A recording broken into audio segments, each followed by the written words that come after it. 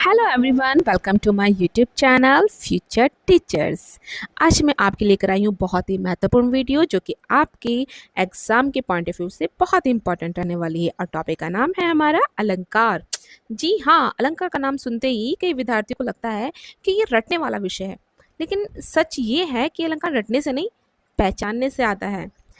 हमने इससे पहले भी एक वीडियो बनाई है अलंकार की, जिन्होंने नहीं देखी है मैं डिस्क्रिप्शन में उसका लिंक दे दूंगी, आप वहां से पहले उसको देख लेना, आपको अलंकार और अच्छे समझ में आ जाएगा।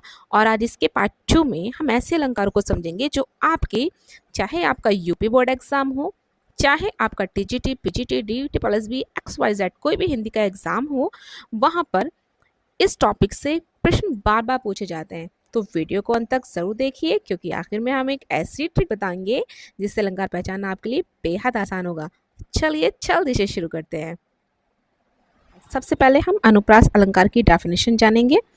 जब किसी काव्य में एक ही वर्ण की पुनरावृत्ति हो, वहां अनुप्रास अलंकार होता है। उदाहरण है चंचल चितवन चारों ओर। अब देखिए इसमें क्या कहा गया है कि एक ही वर्ण की पुनरावृत्ति, यानी एक ही वर्ण बार बार आए। तो यहाँ पे आपने जो ये उदाहरण है आपका चंचल चितवन चारों ओर, तो इसमें हम देखेंगे च और च और च वर्ण की पुनरावृत्ति क्या हो रही है, बार बार हो रही है, यानी कि च वर्ण जो है हमारा बार बार आया है। तो ये क्या हो जाएगा हमारा अनुप्रास अलंकार। शॉर्ट ट्रिक में हम देखेंगे इसको, ठीक है। एक ही वर्ण बार बार आए अनुप्रास अलंकार कहलाए। इसको आप किस तरीके से याद करेंगे, एक ही वर्ण बार बार आए अनुप्रास अलंकार कहलाए, यानी कि जहां पर वर्ण की आवृत्ति बार बार होती है वहां अनुप्रास अलंकार होता है। देखिए प्यारे साथियों, ये वैसे तो बहुत इजी है अनुप्रास अलंकार, ठीक है, और ये ऐसा टॉपिक है यहाँ से प्रश्न आपका आता ही है, ठीक है। ये बार बार आपसे प्रश्न पूछा जाता है अनुप्रास अलंकार से, ठीक है। तो इसको बहुत ध्यान से देखेंगे। सेकंड है हमारा श्लेष अलंकार। अब श्लेष अलंकार में देखिए, श्लेष अलंकार की डेफिनेशन देखते हैं हम। जब एक ही शब्द अनेक अर्थ लेकर आए, यानी कि जब एक ही शब्द काव्य में अनेक अर्थ लेकर के आया है ना, काव्य में अनेक अर्थ लेकर आए और उसमें चमत्कार उत्पन्न करे, वहां श्लेष अलंकार होता है, ठीक है। दोबारा से देखते हैं इसको हम जी। जब एक ही शब्द के अनेक अर्थ लेकर काव्य में चमत्कार उत्पन्न हो, वहां श्लेष अलंकार होता है, यानी कि शब्द तो एक है लेकिन उसके अर्थ क्या हो रहे हैं, अनेक हो रहे हैं। अब इसका हम उदाहरण देखते हैं। हरि तुम हरो जन की पीड़ा। हरि का अर्थ है भगवान विष्णु और दुख हरने वाला, तो दो अर्थ हो गए। कौन कौन हो गए, एक तो भगवान विष्णु हो गए और दुख को हरने वाले हो गए, ठीक है। तो अब इसको यहाँ समझिएगा, एक शब्द हरि के दो अर्थ हुए हैं। अब इसको हम शॉर्ट ट्रिक में देखते हैं, इसको हम कैसे याद करेंगे, ठीक है। एक शब्द अनेक अर्थ, चमत्कार करे समर्थ, श्लेष अलंकार ये कहलाए, याद रखो तुम सरल ढंग से, ठीक है। दोबारा देख लीजिएगा, एक शब्द अनेक अर्थ, चमत्कार करे समर्थ, श्लेष अलंकार ये कहलाए। आप इसको इतना भी याद कर सकते हैं, ठीक है। ये मैंने अपने हिसाब से बनाई है, आपको जैसे इजी लगे आप उसको उस तरह से याद कर सकते हैं। चलिए अब हम नेक्स्ट अलंकार पढ़ते हैं। हमारा नेक्स्ट अलंकार है अतिशयोक्ति अलंकार, ठीक है। अतिशयोक्ति अलंकार क्या होता है, सबसे पहले इसकी डेफिनेशन देख लेते हैं। जब किसी बात को बढ़ा चढ़ाकर या बहुत अधिक करके कहा जाए, वह अतिशयोक्ति अलंकार होता है। जैसे तेरी आंखों में सागर समाया। अब बताइए भाई, क्या किसी की आंखों में सागर समा सकता है, नहीं ना। तो ये तो बहुत ही बढ़ा चढ़ाकर कहने वाली बात हो गई ना। तो समझो, आंखों में सागर के बराबर बताया गया, मतलब आंखों को सागर के बराबर बताया गया है, ये बढ़ा चढ़ाकर कहना है, ठीक है। तो अब इसकी ट्रिक देखते हैं क्या है। बढ़ा चढ़ाकर बात जो कहे अतिशयोक्ति अलंकार रहेगी, यानी कि जो भी बढ़ा चढ़ाकर के बात को कहेगा वो क्या कहलाएगा, अतिशयोक्ति अलंकार कहलाएगा, ठीक है। अब देखते हैं विरोधाभास अलंकार। ये बहुत इंपॉर्टेंट है, ये specially UP TET, C TET और टीजीटी पीजीटी जो एग्ज़ाम बच्चे देते हैं उनके एग्ज़ाम के लिए बहुत इंपॉर्टेंट है। ये जो मैं लास्ट के कराने वाली हूँ, ये उन बच्चों के लिए बहुत इंपॉर्टेंट है जो भी टीचिंग का या एग्ज़ाम दे रहे हैं, प्रतियोगिता एग्ज़ाम दे रहे हैं, वहाँ पर इन अलंकारों से प्रश्न ज़रूर पूछे जाते हैं। तो लास्ट तक वीडियोस में बने रहिएगा और बहुत ध्यान से समझिएगा, ठीक है। मैंने बहुत ही ईजी लैंग्वेज में इसको समझाने का प्रयास किया है और मैं आशा करती हूँ कि आपको ज़रूर समझ में आ जाएगा। चलिए इसकी डेफिनेशन देखते हैं। जब किसी बात के साथ साथ उल्टी या विरोध बात भी कही जाए, फिर भी मतलब सही बने, वहाँ विरोधाभास अलंकार होता है। यानी कि कोई बात जो है उल्टी या विरोध में कही जा रही है लेकिन उसका मतलब फिर भी सही बन रहा है, तो वो विरोधाभास अलंकार होगा। जैसे जलता हुआ हिमालय देखा हमने।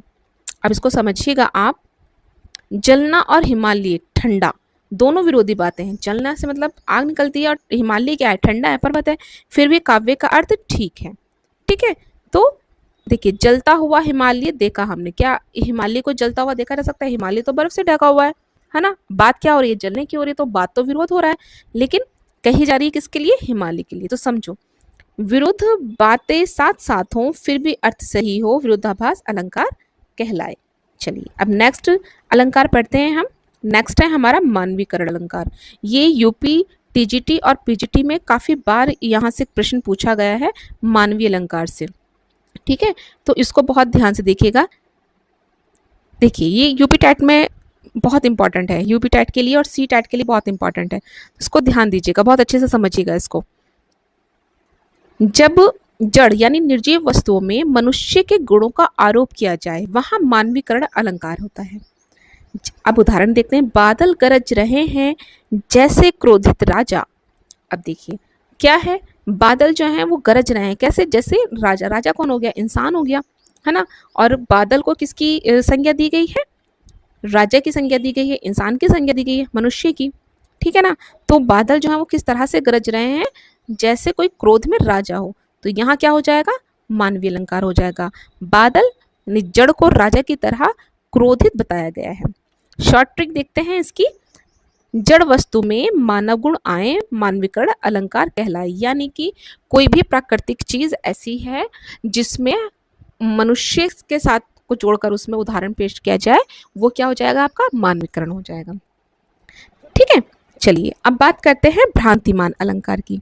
भ्रांतिमान अलंकार क्या होता है इसको समझते हैं हम। परिभाषा देखेंगे सबसे पहले।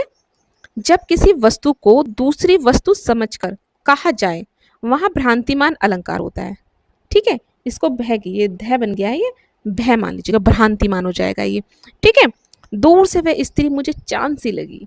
अब बताइए, दूर से कोई स्त्री क्या लग रही है? चांद की तरह लग रही है। तो क्या हो गया? भ्रांति हो गई ना, धोखा लग गया। ये स्त्री को चांद समझ लिया गया है, ये क्या है? भ्रम है। ठीक है, शॉर्ट ट्रिक देखिए अब इसकी। एक तो दूसरा समझ लिया जाए, भ्रम हो जाए, जहां भ्रांतिमान अलंकार कहलाए। अब हम पढ़ेंगे संदेह अलंकार। देखो, भ्रांतिमान अलंकार और संदेह अलंकार, इन दोनों में बहुत कंफ्यूजन रहता है, तो इसको बहुत ध्यान से समझिएगा आप। ठीक है, भ्रांतिमान में क्या होता है? जब किसी वस्तु को दूसरी वस्तु समझकर कहा जाए तो वहां भ्रांतिमान अलंकार हो जाएगा। अब संदेह में समझिएगा आप। संदेह में क्या कहा जा रहा है? संदेह में कहा जा रहा है जब, एक मिनट यहां से इसको, ठीक है, जब किसी बात के बारे में संदेह प्रकट किया जाए वहां संदेह अलंकार होता है। ये बादल है या धुआं समझ नहीं आता, तो समझिए इसको, बादल है या धुआं, इस बात पर क्या हो रहा है? संदेह हो रहा है कि जो आसमान में है ये बादल है या धुआं है। क्लियर नहीं हो पा रहा है, क्या है? संदेह है। तो मन में संदेह उत्पन्न हो जाए, संदेह अलंकार कहलाए। तो ये क्या हो जाएंगे? आपके संदेह अलंकार हो जाएंगे। ठीक है, तो प्यारे साथियों ये थे हमारे अलंकार।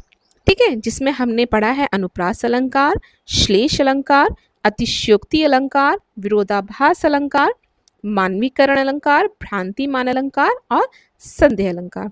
चलिए अब हम जान लेते हैं इनको याद करने की आसान ट्रिक कि इसको याद कैसे रखा जाए।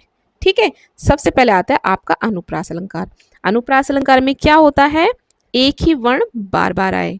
और श्लेष अलंकार में क्या होता है? एक शब्द अनेक अर्थ बताए। अतिशयोक्ति अलंकार बढ़ा चढ़ा कर बात कही जाए। विरोधाभास में विरुद्ध बातें साथ कही जाएं। मानवीकरण में जड़ में मानव गुण दिए जाएं। और भ्रांतिमान में एक को दूसरा समझे और संदेह में मन में शक उत्पन्न करें। ठीक है, तो ये थे हमारे अलंकार। मैं आशा करती हूँ कि ये वीडियो आपको बहुत पसंद आई होगी।